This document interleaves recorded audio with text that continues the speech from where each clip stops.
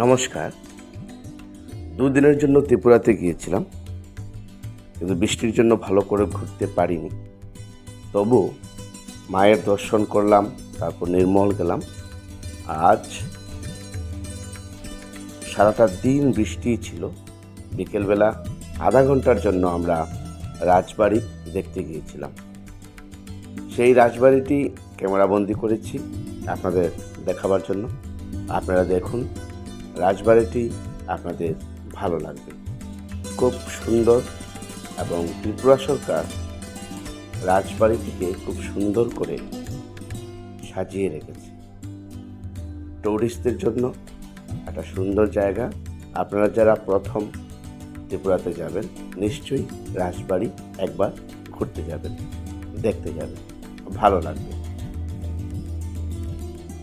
সবাই ভালো থাকুন, সুস্থ থাকুন, আনন্দে থাকুন। ধন্যবাদ।